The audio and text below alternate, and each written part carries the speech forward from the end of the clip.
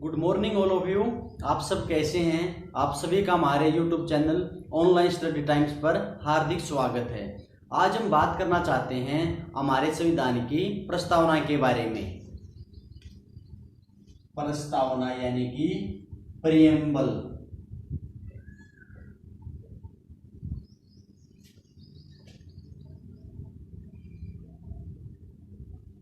देखिए, प्रस्तावना को उद्देशिका भी कहा जाता है। क्या कहा जाता है? उद्देशिका।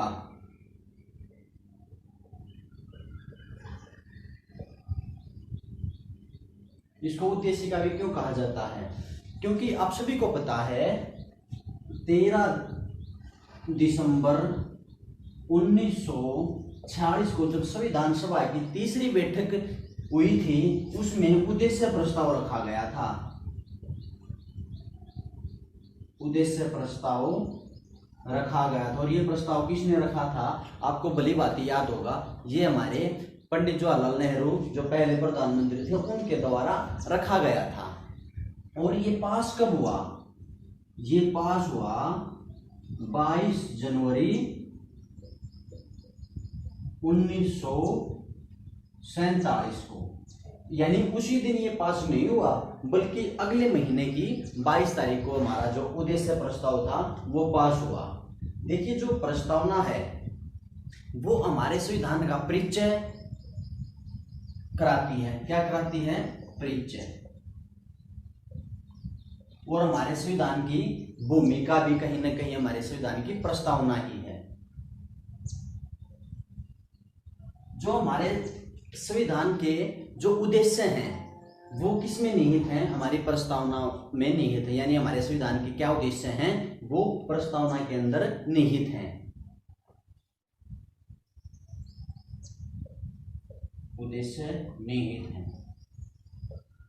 अगर हम बात करें हमने प्रस्तावना कहां से ली थी, देखिए थोड़ा इतिहास के बारे में जान लेते हैं। जो 1919 का जो एक्ट था, जो मॉन्टेग्यू चेम्सफोर्ड जो एक्ट आया था, सबसे पहले वहां से शुरुआत होती है इस प्रस्तावना की।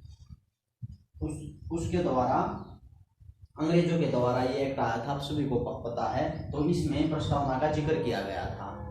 देखिए, और हमने हमारी जो प्रस्तावना हमारे स्वतंत्र जब भारत हो गया था, जब हमारे संविधान का निर्माण हुआ, तो हमने कहां से लिया?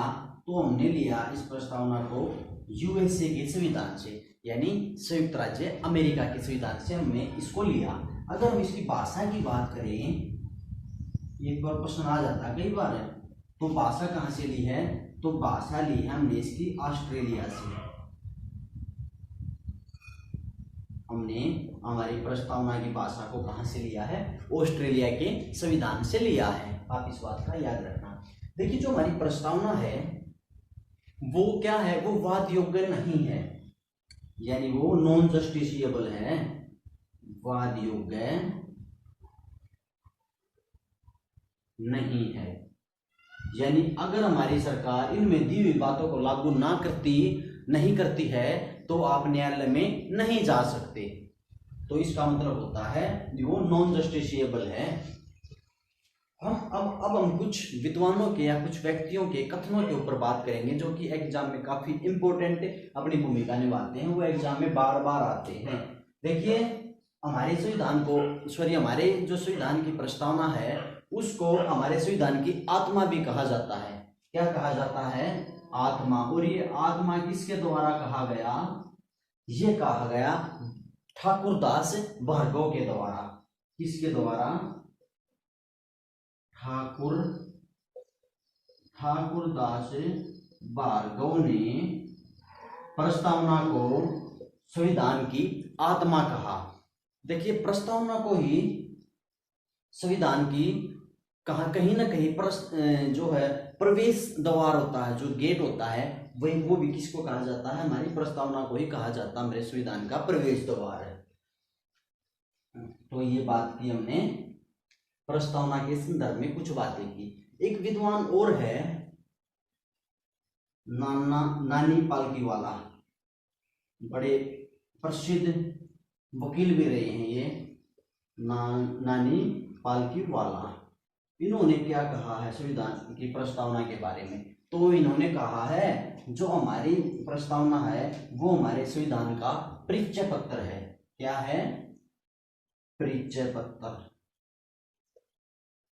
यानी हमारी जो प्रस्तावना है वो हमारे संविधान का परिचय कराती है कि हमारा संविधान कैसा है, हमारे यहाँ पे सरकार कैसी है, हमारा देश कैसा है, हमारा राष्ट्र कैसा है। तो वो सारी जानकारी किसमें निहित है? हमारी प्रियम्बल में समाहित है। एक व्यक्ति और हैं के एम मुंशी। के एम मुंशी ये क्या कहते हैं हमारी प्रस्तावना के बारे में? तो ये कहते हैं कि हमारी जो प्रस्तावना है वो संविधान की जन्म कुंडली है। जन्म कुंडली।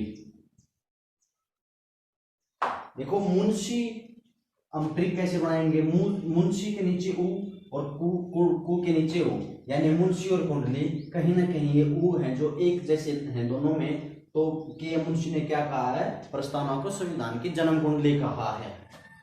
तो आप इस बात को ध्यान रखना। एक व्यक्ति हैं अर्नेस्ट बार्कर, उनका भी कई बार एग्जाम में पूछा जाता है कि उन्होंने क्या कहा है हमारी प्रस्तावना के संदर्भ में। तो आपको दिख जाएगा अर्नेस्ट, बड़े महान व्यक्ति थे ये अर्नेस्ट बार्कर। इन्होंने क्या कहा है हमारी प्रस्तावना के बारे में? तो इन्होंने कहा है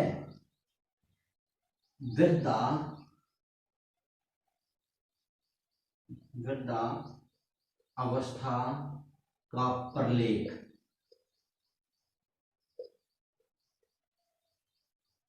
अर्नेस्ट बार्कर जी ने हमारी प्रस्तावना को वृद्धावस्था का प्रलेख कहा है। प्रलेख यानी डायरी कहा है।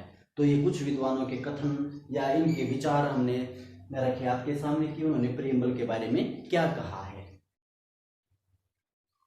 उद्देश्य इसमें से उद्देश्य निहित है। इसके बाद अब हम प्रस्तावना को हमारे बोर्ड पे लिख लेते हैं। उसके बाद हम उसके 1 बाय 1 जो शब्द हैं, जो स्वरूप हैं, उनके बारे में चर्चा करेंगे।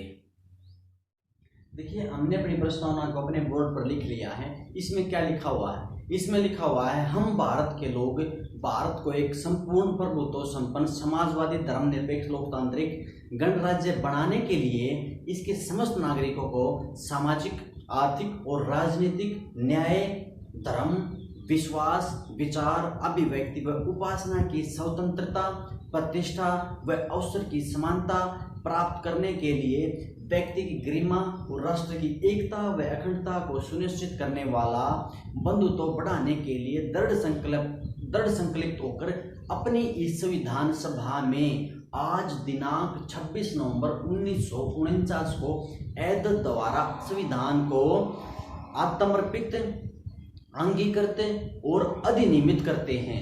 तो इसमें लिखा हुआ है ये।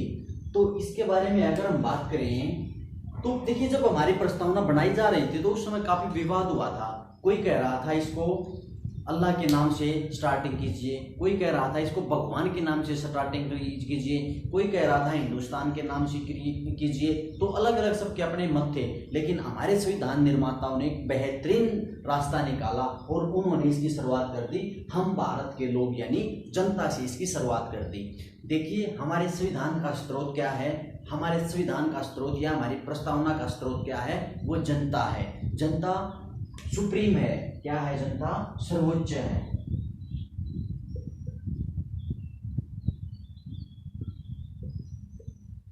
क्योंकि हम भारत के लोग से इसकी शुरुआत होगी। देखिए अगर हम भारत की बात करें, कई बार पूछ लिया जाता है कि भारत का प्रस्तावना में जिक्र कितनी बार हुआ है? तो भारत शब्द का 2 बार जिक्र हुआ है। एक तो हम भारत के लोग में और एक भारत को एक संपूर्ण। तो यहाँ पे 2 बार भारत का जो है शब्द का प्रयोग हुआ है। उसके बाद लिखा हुआ संपूर्ण प्रभुत्व संपन्न। इसका अर्थ होता है संप्रभुता या संपूर्ण प्रभुत्व। देखिए इसकी अगर हम बात करें, संप्रभुता भी कह सकते हैं आप इसको। इसका अर्थ होता है कि भारत है जो वो किसी भी देश का गुलाम नहीं है। भारत किसी भी देश का डोमिनियन राज्य नहीं है। भारत में किसी भी अन्य देश की नीतियां या दबाव नहीं है। भारत खुद के अपने फैसले ले सकता है। देखिए जो हमारा तिब्बत है हमारे साथ लगता, वो एक देश नहीं है, वो एक राष्ट्र नहीं है, क्योंकि वो संप्रभुत नहीं है। संप्रभुता उसमें नहीं है, क्योंकि वहां पर चाइना की नीतियां चलती हैं। तो भारत एक संप्रभुता यानी प्रभुत्व संपन्न गणराज्य है। भारत में किसी अन्य देश का कोई भी बाहरी या आंतरिक दबाव नहीं है। भारत अपने फैसले खुद ले सकता है। तो इसका जरिया है ये, इसके माध्यम से लिखा गया है कि भारत एक प्रभुत्व संपन्न राज्य है। और अब हमने बात की थी कि पॉलिटिकल साइंस में देश को राज्य कहा जाता है। उसके बाद बात की गई है समाजवादी की। देखिए समाजवादी या जो समाज होता है, भारत में जो समाजवादी है यानी जो समाज है वो बराबर होगी, उसमें किसी प्रकार का कोई भेदभाव नहीं होगा। और इसको हमने समाजवादी जो नाम है इसको जोड़ा गया था 42वां संविधान संशोधन के 1976 में। एक होता है धर्मनिरपेक्ष। धर्मनिरपेक्ष का मतलब होता है कि भारत है जो वो किसी भी देश, भारत किसी भी धर्म का समर्थन नहीं करता है और ना ही किसी धर्म को बढ़ावा देने के लिए हमारी सरकार किसी को प्रेशराइज कर सकती है, दबाव डाल सकती है। अगर हम धर्मनिरपेक्ष के अंदर बात करें तो देखिए 3 प्रकार के राज्य होते हैं। एक होते हैं नास्तिक। कैसे? नास्तिक। जो नास्तिक राज्य होते हैं वो सभी धर्मों का विरोध करते हैं। क्या करते हैं? वो सभी धर्मों, किसी भी धर्म को नहीं मानते, वो सभी धर्मों का विरोध करते हैं। एक होते हैं सैद्धांतिक।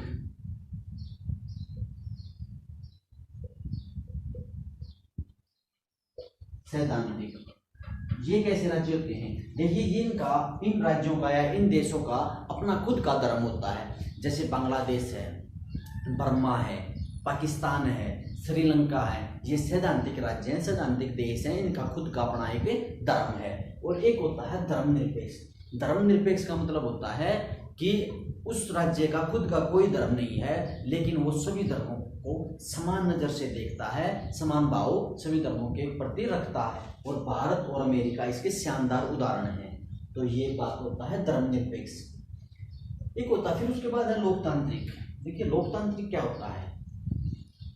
लोकतांत्रिक का मतलब होता है जनता के लिए और जनता के द्वारा बनाया गया, जनता के लिए और जनता के द्वारा बनाई गई व्यवस्था। अगर हम लोकतांत्रिक की बात करें तो ये इसमें 2 प्रकार की व्यवस्था होती है। एक होती है प्रत्यक्ष, एक होता है प्रत्यक्ष लोकतंत्र और एक होता है अप्रत्यक्ष लोकतंत्र।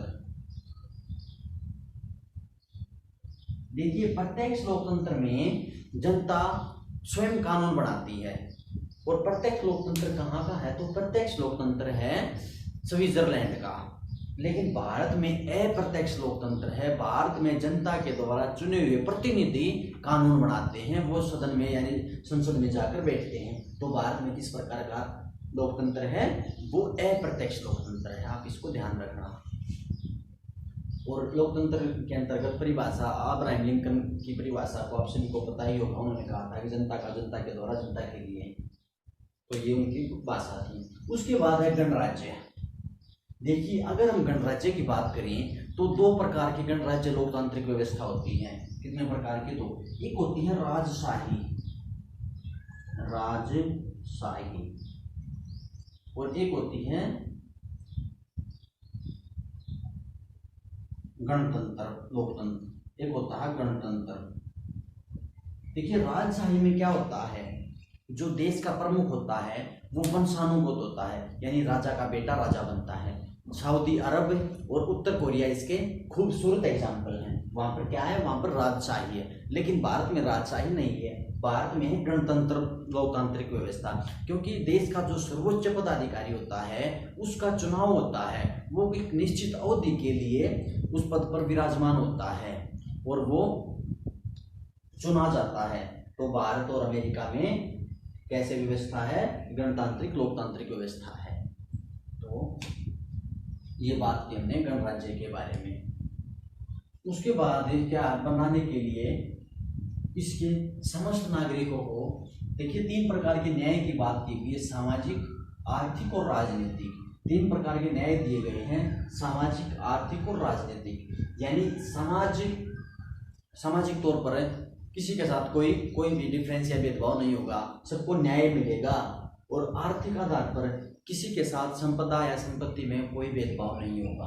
और एक है फिर राजनीतिक तौर पे भी किसी व्यक्ति के साथ कोई भी भेदभाव नहीं होगा, यानी आप किसी भी पार्टी के दफ्तर में, राजनीतिक दल के दफ्तर में जा सकते हैं, या अपनी बात को आप सरकार तक पहुंचा सकते हैं, तो आपको वो हक है।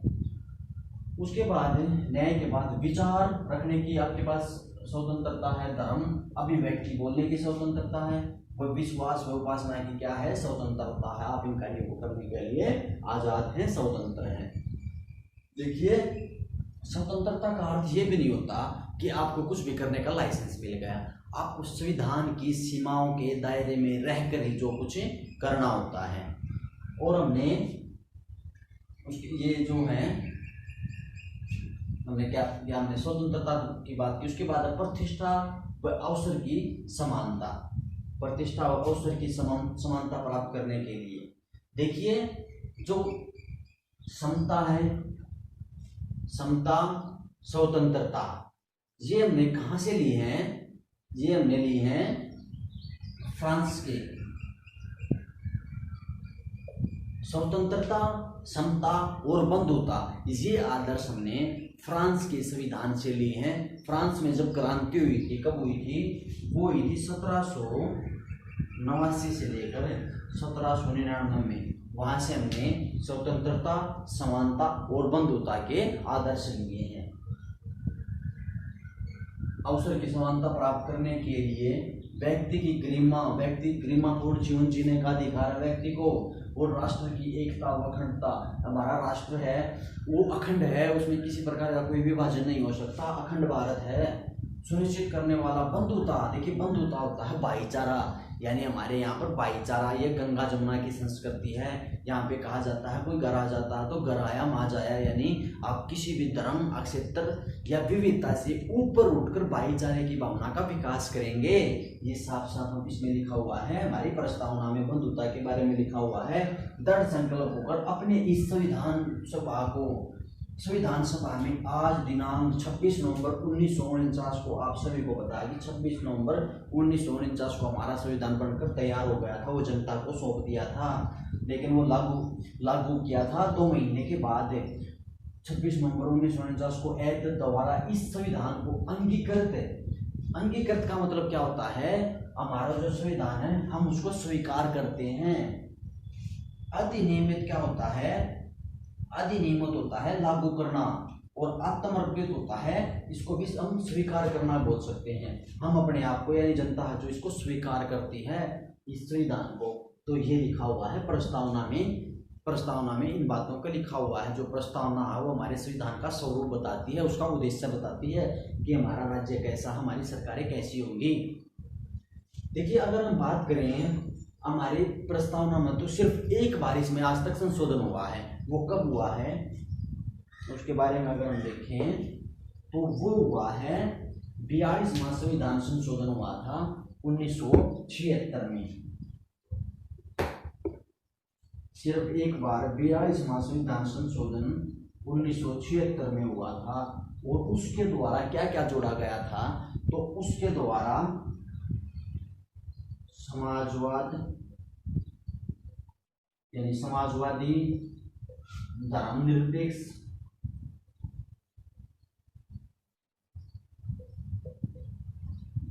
और अखंडता, ये संविधान में संशोधन करके जोड़े गए थे 1976 को। समाजवादी, धर्मनिरपेक्ष और अखंडता, ये हमने कब जोड़े थे? ये जोड़े थे 42वां संविधान संशोधन करके 1976 में, जब हमारे देश में इंदिरा गांधी जी प्रधानमंत्री हुआ करती थी। देखिए, अगर हम बात करें, बेरूबाड़ी का वाद हुआ था, बड़ा प्रसिद्ध वाद है। 1960 में बेरूबाड़ी वाद वर्सेस यूनियन ऑफ इंडिया यानी भारत संघ।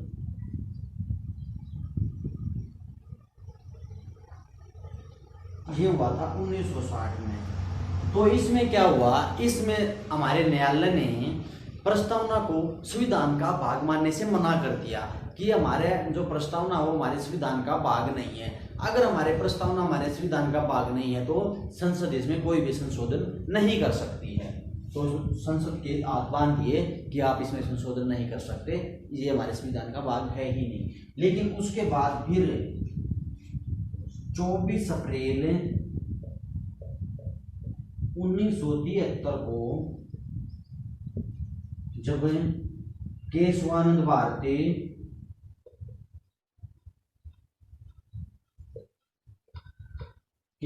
भारती बनाम केरल राज्य, बड़ा प्रसिद्ध मामला हुआ था ये। केरल राज्य का जो मामला हुआ था उसमें सुप्रीम कोर्ट ने क्या कहा? उसमें सुप्रीम कोर्ट ने हमारी प्रस्तावना को संविधान का अंग मानना, और अंग नहीं महत्वपूर्ण अंग मानना।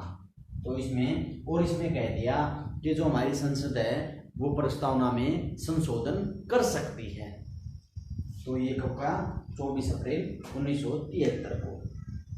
उसके बाद ही हमारे संसद ने इसने संशोधन किए थे। 42वां संविधान संशोधन 1976 में इसको वैध माना है सुप्रीम कोर्ट ने की। और साथ में सुप्रीम कोर्ट ने कहा था कि हमारी जो संसद है वो इसमें संशोधन कर सकती है, लेकिन इसमें नकारात्मक संशोधन नहीं कर सकती। इसकी मजबूती के लिए प्रस्तावना में अमेंडमेंट कर सकती है। इसके बाद ये संशोधन किए जिनको सुप्रीम कोर्ट ने बाद में वैध माना, वैलिड माना। तो आप इस बात का भी ध्यान रख सकते हैं। ये हमारी प्रस्तावना है जिसके बारे में बड़े साफ स्पष्ट अक्षरों में सभी हमारे संविधान की मुख्य बातें दी गई हैं। अगर आप प्रस्तावना को, अगर कोई व्यक्ति बाहर से आया है और वो जानना चाहता है कि भारत देश कैसा है, भारत का संविधान कैसा है, तो वो प्रस्तावना को पढ़ लेता है, और प्रस्तावना को पढ़ने से ही उसे हमारे देश की, हमारे संविधान की बातों का पता चल जाता है कि हमारा संविधान है जो वो कैसा है। तो ये बात की हमने प्रस्तावना के बारे में। आप सभी का हमसे जुड़ने के लिए बहुत बहुत धन्यवाद।